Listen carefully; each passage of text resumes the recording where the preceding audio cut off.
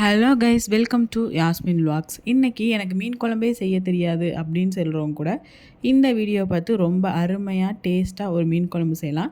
வாங்க எப்படி செய்யலான்னு பார்க்கலாம். அதுக்காக ஒரு பெரிய சைஸ் லெமனை நான் ஊற வச்சு இந்த மாதிரி கரைச்சி எடுத்துக்கிறேன். அது கூடவே 1/2 டேபிள் ஸ்பூன் மஞ்சள்தூள், 2 டேபிள் ஸ்பூன் மிளகாத்தூள் சேர்த்துட்டு 2 டேபிள் ஸ்பூன் மல்லித்தூளை சேர்த்து நல்லா இந்த மாதிரி கலந்து விட்டுக்கோங்க. இப்போ அது தனியாக இருக்கட்டும். இப்போது நம்ம அடுப்பில் கடாயை வச்சுட்டு ஒரு 3 டேபிள் ஸ்பூன் அளவு நல்லெண்ணெயை சேர்த்துக்கலாம். அது நல்லா ஹீட் ஆனதுக்கப்புறமாக்க ஒரு 1/2 டேபிள் ஸ்பூன் அளவு வெந்தயத்தை சேர்த்து பொரிய விட்டுக்கலாம். இந்த மாதிரி நல்லா பொரிஞ்சு வந்தோன்னே ஒரு 1/2 டேபிள் ஸ்பூன் சோம்பும் சேர்த்து நல்லா பொரிய விட்டுக்கலாம். இப்போ இது ரெண்டும் நல்லா பொரிஞ்சதுக்கப்புறமாக்க ஒரு 15 பூண்டை இந்த மாதிரி நல்லா ஃப்ரை பண்ணி வச்சுக்கலாம். இப்போ இந்த மாதிரி நல்லா கோல்டன் ப்ரௌன் வந்தோடனே ஒரு 20 சின்ன வெங்காயத்தை இந்த மாதிரி பொடிசாக கட் பண்ணி நான் சேர்த்து விட்டு நல்லா கிண்டி விட்டுக்கலாம். நல்லா வெங்காயத்தை இந்த மாதிரி கோல்டன் ஃப்ரை ஆகிற வரையும் வதக்கி விட்டுக்கலாம். இப்போது 2 தக்காளியை நான் அரைச்சி வச்சுருக்கேன். அதை அப்படியே நம்ம இதில் மிக்ஸ் பண்ணிவிட்டு நல்லா கிளறி விட்டு எடுத்துக்கலாம்.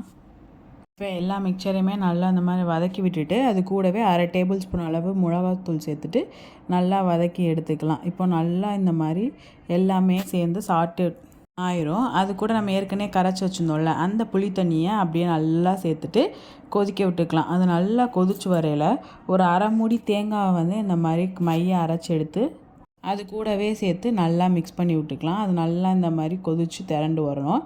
அப்போ நம்ம ஒரு 1/2 கிலோ அளவுக்கு மீன் எடுத்து வச்சுருக்கேன். அதையுமே நல்லா குழம்புல சேர்த்துட்டு ஒரு 5 நிமிஷம் மட்டும் வேக விட்டிங்கன்னா ரொம்பவே சூப்பரான தேன் போல் ஒரு மீன் குழம்பு ரெடி ஆகிடும். கண்டிப்பாக இதே மெத்தடில் ட்ரை பண்ணி பாருங்கள். அதுக்கப்புறம் எனக்கு கமெண்ட்ஸில் நீங்கள் தேங்க்ஸ் சொல்லுவீங்க.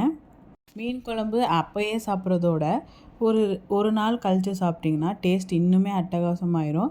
மூடி போட்டு கொஞ்சம் நேரம் வச்சதுக்கப்புறம் எடுத்தோன்னா இந்த மாதிரி ரொம்பவே டேஸ்ட்டான ஒரு மீன் குழம்பு ரெடி ஆகிடும். இதை சாதத்தில் ஊற்றி சாப்பிட்டதுக்கப்புறம் ரொம்ப சூப்பராக இருந்துச்சு.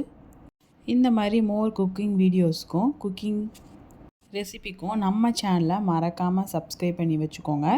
இந்த மாதிரி இன்ட்ரெஸ்டிங் வீடியோஸ்க்கு வேறு என்ன பண்ணலான்னு சொல்லிட்டு கமெண்டில் சொல்லுங்கள். மறக்காமல் நம்ம சேனலை சப்ஸ்கிரைப் பண்ணி வச்சுட்டு அந்த பெல் பட்டனையும் தட்டி விட்டுருங்க. நெக்ஸ்ட் வீடியோவில் பார்க்கலாம்.